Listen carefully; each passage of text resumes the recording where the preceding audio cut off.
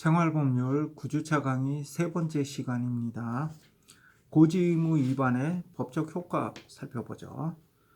자, 이렇게 보험계약자와 피보험자는 보험계약을 체결할 때 보험계약상의 중요한 사항, 그러니까 보험자가 보험 가입 여부를 판단하는데 또는 보험료를 정하는 데 영향을 미치는 사항은 고지를 해야 할 의무가 있다 그랬죠.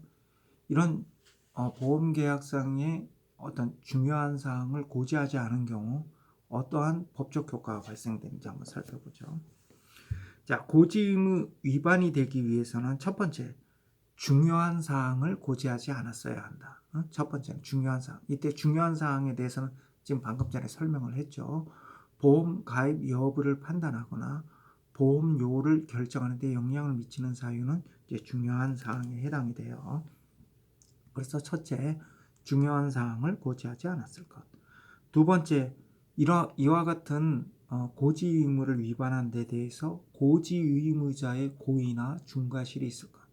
고지 의무자의 고의나 중과실이 있을 것. 이게 두 번째 요건이고요. 세 번째 요건이 우리 118쪽에서는 그냥 인과관계 이렇게만 돼 있는데 세 번째가 이제 인과관계인데요. 고지 의무 위반과 보험 사고 발생 사이에 인과관계가 있어야 돼요. 그러니까 고지 의무를 위반한 중요한 사항이 어떤 원인 결과의 관계가 돼서, 그러니까 중요한 사항으로 인해서 보험 사고가 발생했어야 된다는 거죠. 예를 들어서 암에 걸렸는데 암에 걸렸다는 사실을 고지하지 않았어요. 그래서 그 암으로 인해서 사망했어요. 이 경우는 인과관계가 있는 거죠. 그죠? 고지 의무 위반과 그 보험사고, 사망이라는 보험사고 사이에 인과관계가 있는 거죠. 어떤 사람이 암에 걸렸어요. 근데 암에 걸렸다는 사실을 숨기고 생명보험 계약을 체결을 했는데 교통사고로 사망했어요. 이건 인과관계가 없는 거죠. 그죠? 이건 고지의무 위반이 아니죠. 인과관계가 없는 거죠. 그래서 고지의무 위반이 되려면 세 가지 요건을 갖춰야 된다. 첫째, 중요 사항에 대해서 고지하지 않았을 것. 두 번째, 이와 같이 고지하지 않는데 보험계약자나 피보험자의 고의나 중과실이 있을 것. 그 다음에 세 번째, 고지의무 위반과 보험사고 발생 사이에 원인과 결과의 관계, 인과관계가 있을 것. 이렇게 세 가지 요건을 갖추면 고지의무 위반에 해당이 돼요. 이와 같은 고지의무 위반이 있는 경우에 보험자는 보험사고 발생 전후를 불문하고 보험계약을 해지할 수 있어요. 그러니까 보험회사는 고지의무 위반 사실을 알면 보험계약 체결 전에 그런 사실을 알았다. 그럼 보험가입 거절을 하겠죠. 아니면 경우에 따라서 보험금액을 올려서 계약을 체결할 수도 있고요. 보험계약이 체결하고 난 다음에 보험계약을 해지할 수 있죠. 보험사고가 발생된 이유든 보험계약을 해지할 수 있어요. 이렇게 이제 보험계약을 해지하게 되면 그동안 납입했던 보험료는 반환을 해줘야 되죠. 그죠? 그건 반환을 해주는데 이제 만약에 설사 보험사고가 발생되고 난 다음에 고지의무 위반을 알았어요. 보험회사가. 그런 경우에도 보험계약 해지하고 그동안 보험계약자가 납입한 보험료만 돌려주면 돼요. 보험금을 지급할 책임은 없다. 그러나 그 밑에 줄 보세요. 그러나 보험자가, 이 보험자는 보험회사를 말하는 거예요. 보험자가 계약 당시, 보험계약 체결 당시에 고지 의무 위반의 사실을 알았거나 중대한 과실로 알지 못한 경우에는 보험계약을 해지할 수 없다.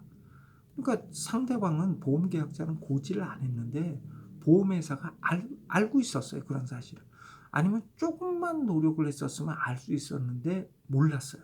자, 이런 경우에는 고지 의무 위반을 들어 보험계약을 해지할 수 없다. 그 다음에 이런 고지 의무 위반을 이유로 한 계약 해지에는 기간 제한이 있어요. 일정 기간 내에서만 보험계약을 해지할 수 있는데, 자, 고지 의무 위반을 이유로 한 계약 해지는 그러한 사실, 고지 의무 위반 사실을 안 날로부터 1개월 이내 또는 보험계약 체결한 날로부터 3년 이내에 하지 않으면 계약 해지를 할 수가 없어요. 그러니까 둘 둘 중에 한 기간, 둘 중에 한 기간만 경과해도 보험 계약을 해지할 수 없어요. 그러니까 고지 의무 위반 사실을 안 날로부터 1개월 이내 또는 보험 계약 체결한 날로부터 3년 이내에 3년 이내에 계약을 해지해야 되고, 두 기간 중 한 개의 기간만 경과해도 보험 계약을 해지할 수 없어요. 그러니까 예를 들어서 고지 의무 위반이 있었는데 보험 계약 체결하고 3년이 경과했어요. 이런 경우에는 고지 의무 위반을 이유로 계약을 해지할 수 없다는 거예요. 그래서 예를 들어서 내가 암에 걸렸어요. 어떤 사람이 암에 걸렸는데 그런 사실을 숨기고 보험 계약을 체결을 했어요. 근데 3년이 경과했어. 그럼 나중에 사망했어. 이런 경우에도 고지 의무 위반을 이유로 보험 계약을 해지할 수 없다는 거예요. 3년이 경과했으니까. 또는 고지 의무 위반 사실을 알았어요. 고지 의무 위반 사실을 알았는데 1개월 이내에 계약 해지를 하지 않아. 그런 경우에는 보험회사가 그런 위험을 인수했다, 이렇게 볼 수 있는 거죠. 그러니까 두 기간 중 한 기간만 도과를 해도 보험 계약을 해지할 수 없다. 응? 두 기간이 다 경과해야 되는 게 아니에요. 두 기간 중 한 기간만 경과해도 보험 계약을 해지할 수 없어. 그러니까 고지 의무 위반 사실을 안 날로부터 1개월 이내 또는 보험 계약을 체결한 날로부터 3개월 이내에 보험 계약을 해지할 수 있고, 두 기간 중 한 기간만 도과를 해도 보험 계약을 해지할 수 없어요. 자, 그러면 뭐 고지 의무 위반한 경우에도 3년만 잘 버티면 되겠네요. 예, 그래요. 3년만 잘 버티면 돼요. 그런데 이제 3년을 잘 버텼다 하더라도 그럼 보험금 전액을 지급해 주나요? 그렇게 하지는 않아요. 그렇게 하지는 않고요.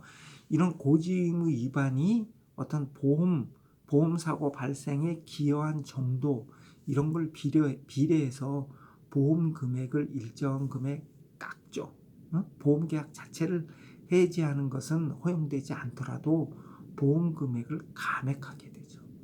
그래서 어떤 이런 고지 의무 위반 사실이 보험사고 발생에 어느 정도 관여했는지 그 관여 정도에 비례해서 보험 금액을 감액하는 게 실무예요.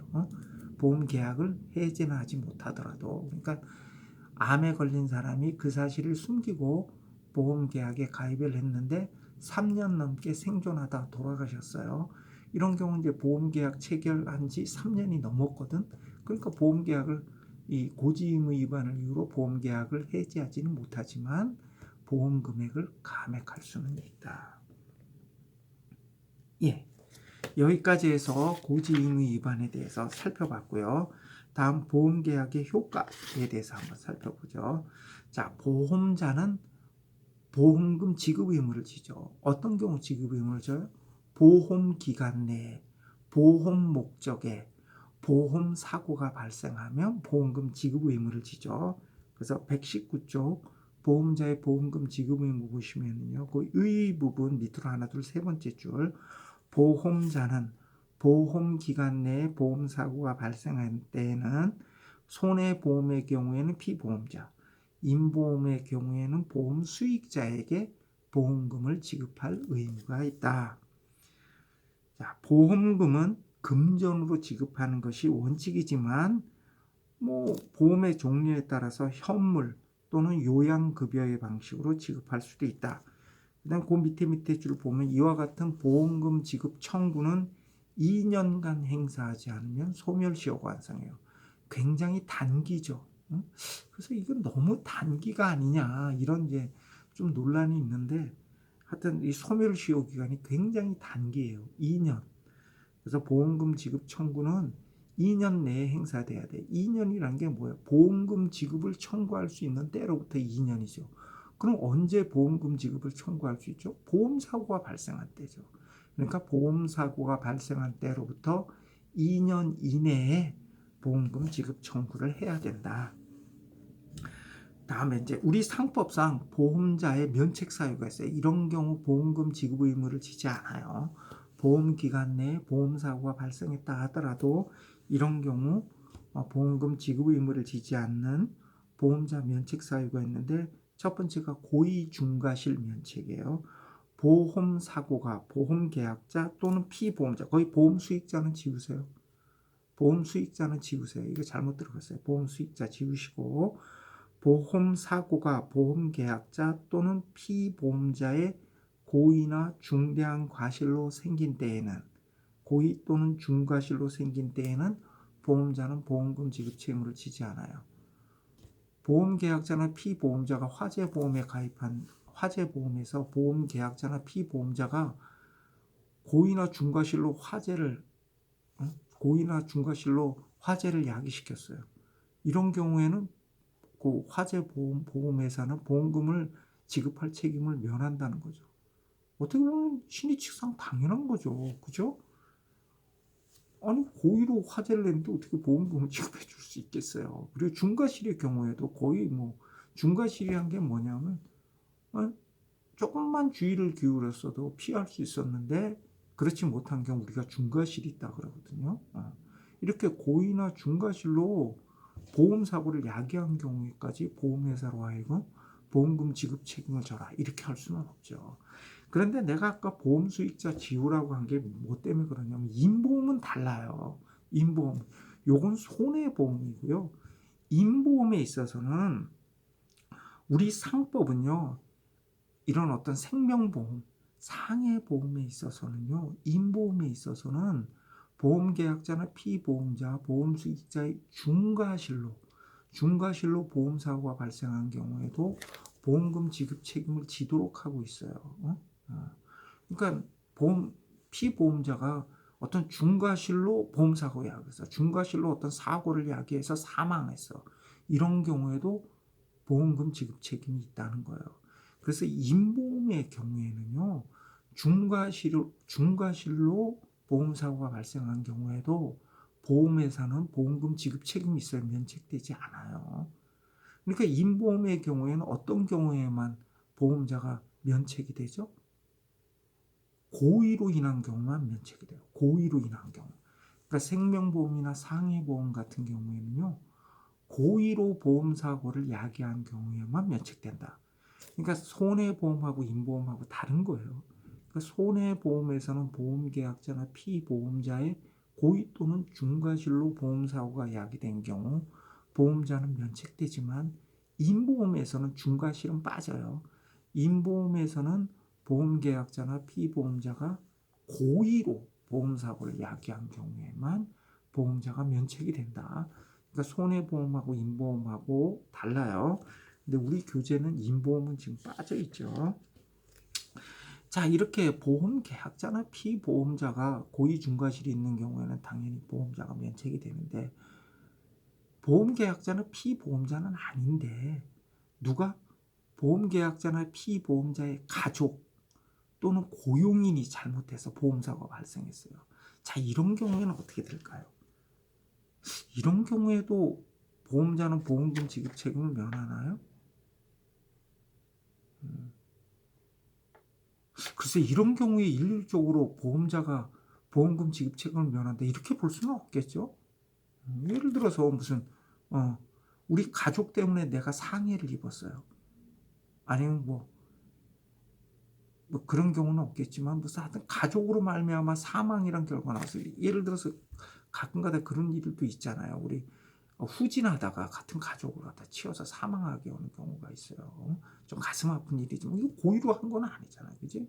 자, 이런 경우에 어떤 중과실이 있었다, 조금만 주의를 했었으면 충분히 그런 사고는 피할 수 있었는데, 부주의하게 운전하다가 자기 가족을 치여서 뭐 사망이라든지 상해라든지 이런 결과가 나왔다.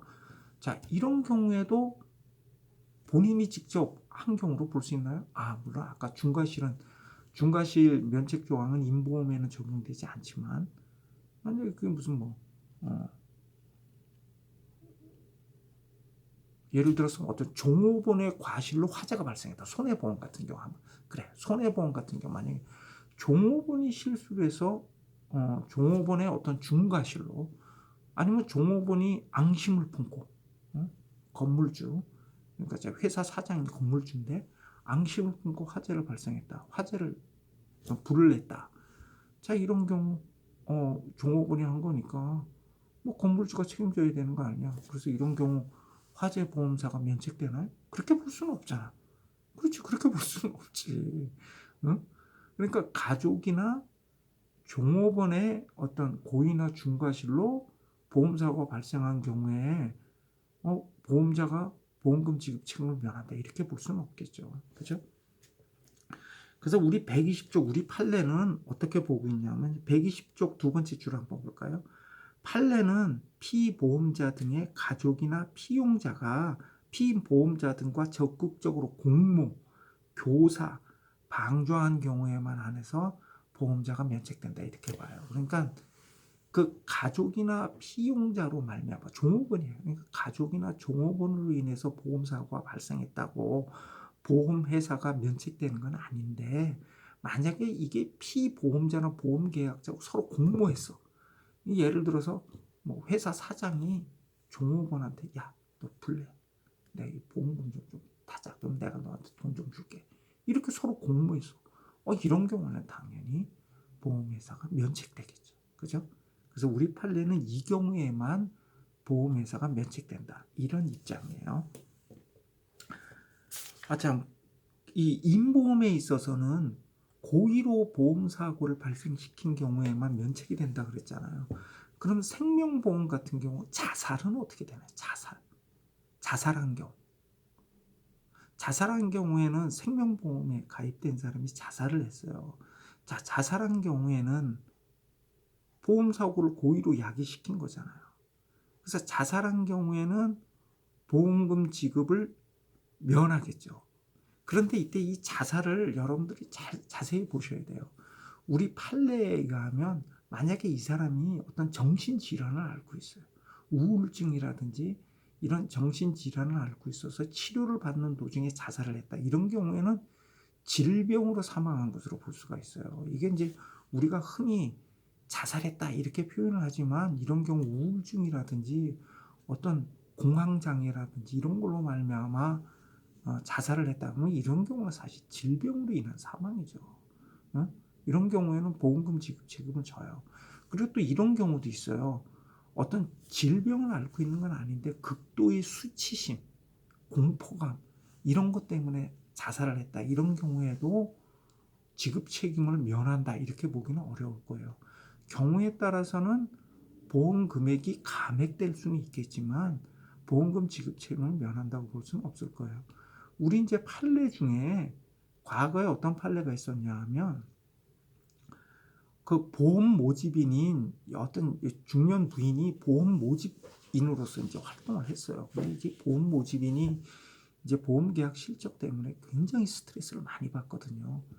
그래서 내 동생도 보험 모집인으로 한 몇 년간 했었어요. 그러다 지금은 이제 다시 이제 사업을 시작해서 다른 사업을 하고 있어요.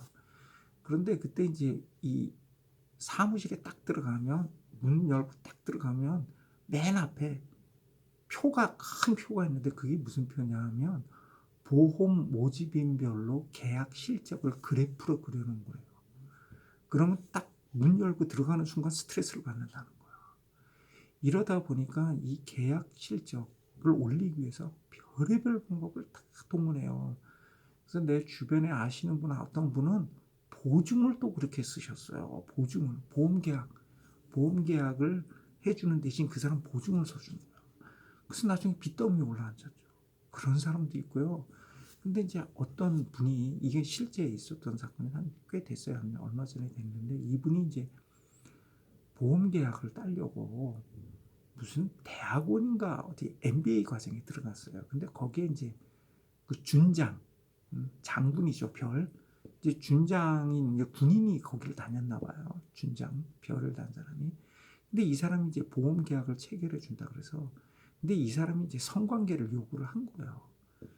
그런데 이제 그날 이제 이분이 안 들어왔어요. 그러니까 이제 남편 되시는 분하고 그 자녀분이 엄마가 안 들어오니까 보험 모집인 엄마가 안 들어오니까 이렇게 이제 바깥에까지 나온 거예요. 근데 저기 자기 자동차가 주차되어 있는 거예요. 그래서 거기를 딱 갔더니 진짜 정말 끔찍한 광경이 벌어지고 있는 거야. 자기 마누라가 지금 딴 남자하고 하여튼 그런 좀 짓을 하고 있는 거예요. 그러니까 남편이 얼마나 흥분했겠어요. 그래서 문을 강제로 따고 그 남자애를 끌어낸 다음에 막 때렸어요. 이 남자가 준장이야. 그래서 신문에도 났었죠. 신문에도 났었죠. 이 사람 예편했죠. 신문에도 났고 아마 그때 원래 그만두기 직전이었던 것 같아요. 근데 하여튼 그렇게 됐어요. 그 다음에 이제 그 여자분은 남편한테 내가 잠시 좀 여기 바람 좀 쐈다가 들어가겠다고 얘기를 했어요. 그래서 이 여자분이 차를 몰고 한강에 가서 한강다리에서 투신해서 자살을 했어요. 이분이. 그런데 이제 이분이 이제 보험계약 실적 때문에 자기가 이제 자기 실적을 하는 거예요. 어떻게 보면 정말 눈물겨운 일인데요. 보험계약 실적이 계속 떨어지니까 자기가 자기 생명보험 계약을 체결한 거예요. 그것도 계약 실적이잖아요. 그러니까 이 양반이 생명보험은 또 여러 개를 가입을 한 거야, 생명보험은. 근데 하여튼 이분이 자살을 했어요. 그러니까 보험회사에서는 자살했다. 뭐 정신질환 앓지도 않았고, 자살했다. 보험금 지급 못한다. 이렇게 보험금 지급 거절을 했죠. 근데 이제 그 유가족이 보험회사를 상대로 보험금 지급 청구를 했는데, 우리 법원에서는 뭐 이 양반이 뭐 따로 무슨 정신질환을 앓은 건 아니지만, 당시 극도의 수치심, 극도의 수치심으로 인해서 어떻게 보면 불가항력적으로 죽음에 이르게 됐다 이렇게 봐서 보험 금액을 좀 감액해서 보험 금액을 감액해서 지급해라 이렇게 판결을 했죠. 그러니까 자살한 경우에도 보험금이 지급 안 되는 게 아니고요. 어떤 이제 정신질환으로 자살한 경우에는 이거는 이제 뭐 질병으로 사망한 경우니까 이건 보험금을 지급해 줘야 되고, 이런 극도의 수치심, 공포감 이런 것 때문에 자살을 한 경우에도 보험 금액이 감액이 되긴 하지만 면책되는 건 아니다. 그래서 면책되는 건 아니다. 그 다음에 이제 전쟁 위험 면책 한번 보시죠. 보험 사고가 전쟁이라든지 천재지변, 테러 등으로 인해서 발생한 경우에는 보험회사는 면책이 돼요. 근데 이제 이런 전쟁이라든지 테러 또는 천재지변으로 인하여 책임을 지는 경우가 있어요. 왜냐하면 특약을 하면 책임을 져요. 이걸 우리가 뭐 테러 특약, 뭐 테러 약관, 천재지변 특약, 전쟁 특약 이렇게 얘기하거든요. 그러니까 전쟁이나 천재지변, 테러로 인해서 보험사고가 발생한 경우에도 보험금을 지급하기로 합니다. 이렇게 특약을 한 경우에는 면책되지 않아요. 그런 경우는 당연히 보험금을 지급해야 되는데, 만약 이런 특약을 하게 되면 어떻게 되죠? 보험료가 올라가죠. 보험료를 더 내야죠. 어떤 테러, 우리나라 같은 경우는 뭐 테러가 흔하지 않지만 미국 같은 경우에는 테러가 흔하잖아요. 그러다 보니까 이렇게 테러 특약을 하는 경우가 있어요. 그러니까 테러 약관을 넣게 되면 보험료가 많이 올라가죠. 다음에 이제 보험 계약자 등의 보험료 지급 의무. 내가 그 지난번 첫 번째 시간에 보험 계약자하고 보험자가 보험 계약을 체결하게 되면 보험 계약자가 무슨 의무를 진다 그랬죠? 보험료 지급 의무를 진다 그랬죠? 보험료 지급 의무. 자, 그런데 이렇게 원칙적으로 거기 지급 의무자와 수령권자 한번 보세요. 원칙적으로 보험 계약자가 보험료 지급 의무를 져요. 그런데 다만 타인을 위한 보험은 뭐냐면 손해보험 같은 경우에는 보험 계약자와 피보험자가 다른 경우, 예를 들어서 내 동생이 내 건물에 대한 화재 보험을 대신 들어줬어. 그래서 내 동생이 보험 계약자고 내가 피보험자인 경우, 이 경우는 뭐예요? 내 동생이 나를 위해서 보험 계약에 들어준 거죠. 이게 타인을 위한 보험 계약이죠. 그래서 손해보험 같은 경우에는 보험 계약자와 피보험자가 다른 경우, 임보험의 경우에는요, 보험 계약자와 보험 수익자가 다른 경우, 이런 경우는 임보험 같은 경우에는 그렇죠. 임보험 같은 경우에도 보험 계약자가 자기가 보험 수익자가 될 수도 있잖아요. 그렇죠? 그렇게 되면 어떻게 됩니까? 상속 재산이 된다 그랬죠. 근데 이제 보험 수익자가 다른 경우 어떻게 보면 우리 내 자녀와 내 처를 위한 보험이죠. 내 보험 사고 발생하면 돈을 받아가니까. 그래 이렇게 손해보험이나 임보험에서 이제 보험 계약자와 피임보험자가 다르다든지 손해보험에서는 임보험에서는 보험 계약자와 보험 수익자가 다른 경우 이거를 타인을 위한 보험이라 그래요. 이런 타인을 위한 보험 같은 경우에는 보험 계약의 내용이 어떻게 돼요? 피보험자, 보험 수익자에게 유리한 거죠. 그래서 이런 타인을 위한 보험에서 원칙적으로 보험료는 보험 계약자가 보험료 지급 의무를 지는데 만약에 보험 계약자가 보험료 지급 의무를 이행하지 않은 경우에는 이런 타인을 위한 보험에서는 피보험자, 보험 수익자가 보험료 지급 의무를 부담한다. 보충적으로. 물론 이 사람들이 포기할 수도 있어요. 아, 나 안 할래. 근데 이 피보험자나 보험 수익자에게 이 유리한 거잖아요. 그죠? 계속 유지하는 게 낫겠지. 예를 들어서 내가 지금 뭐 지금 보험료를 거의 20년 동안 납입을 했는데 내가 이제 보험료를 납입할 처지가 못 됐어요. 그러면 그런 경우에 보험 수익자인 내 처나 내 자녀가 보험료 납입할 수 있겠죠. 그래서 보험 계약을 유지하는 게 유리한 거 아니야. 어? 그런데 뭐, 나 싫다. 나 보험금 별로 받기 싫다. 그러면 뭐 납입 안 해도 되는 거죠. 그래서 다만 타인을 위한 보험에서 보험 계약자가 보험료 지급을 지체한 때에는 그 타인은 자신의 권리를 포기하지 않는 한 보험료 지급 의무를 보충적으로 부담한다. 그죠?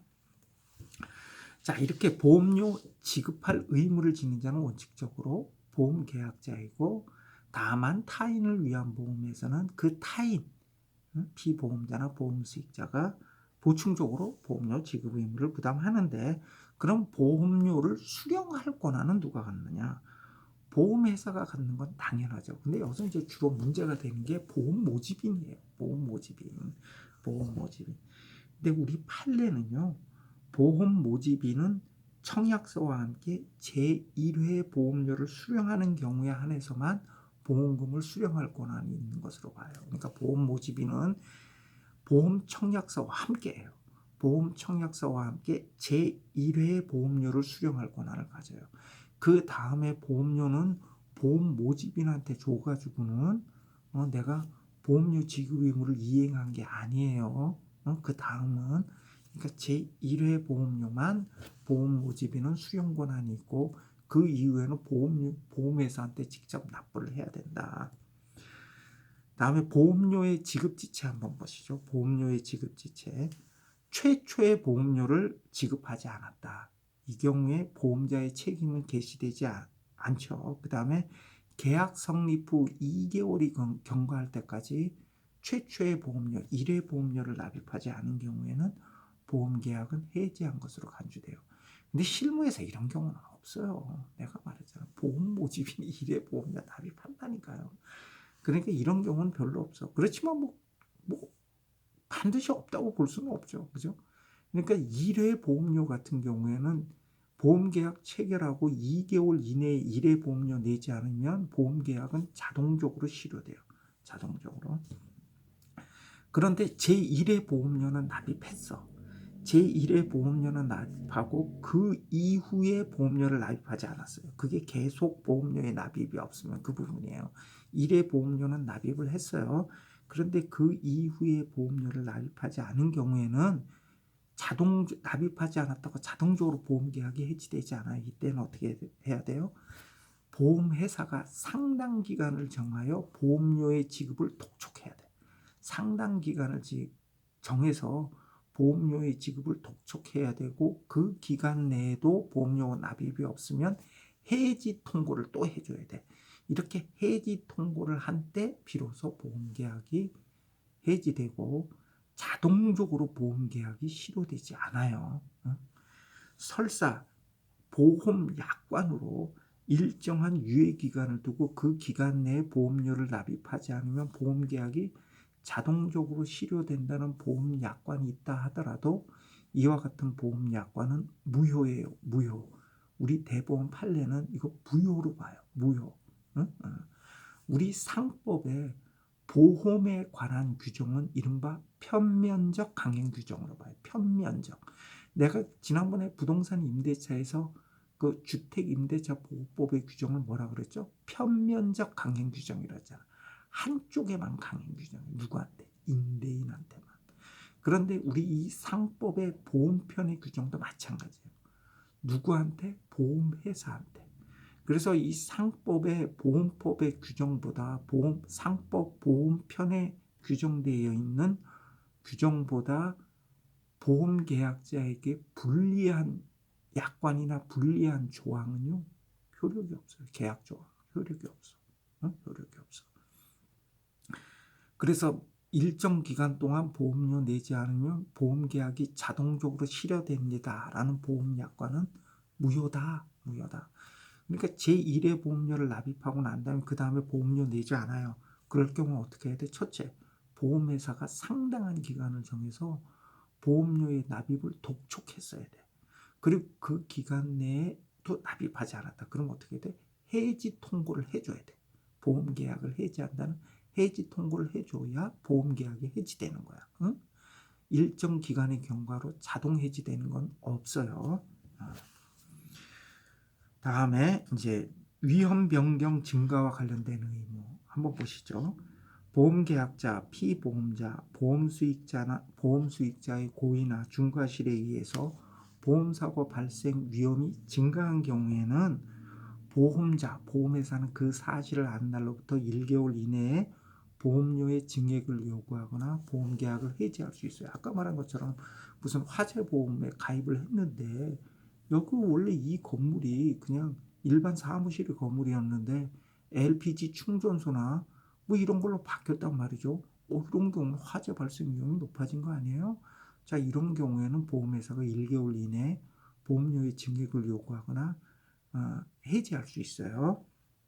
그리고 이 경우에는 또 보험계약자나 피보험자는 보험회사에게 이러한 사실을 통지해줘야 돼. 이러한 사실을 통지해줘. 그 통지 의무가 그런 내용이에요. 그러니까 보험사고 발생 위험이 높아진 경우에는 보험회사에게 그런 사실을 통지해줘야 되고, 보험회사는 그러한 사실을 안 날로부터 1개월 이내에 보험료의 증액을 요구하거나 보험계약을 해지할 수 있어요. 예, 여기까지 해서 보험과 관련된 법률 문제는 여기까지 해서 살펴볼게요. 그 뒤에 나오는 문제는 이건 굉장히 아주 좀 어떤 전문적인 내용들이에요. 이건 사실 생활법률 시간에 다룰 수준이 아니야. 그래서 여기까지 해서 보험 관련 법률 문제에 대해서는 여기까지 살펴볼게요. 예, 여러분 수고 많으셨습니다.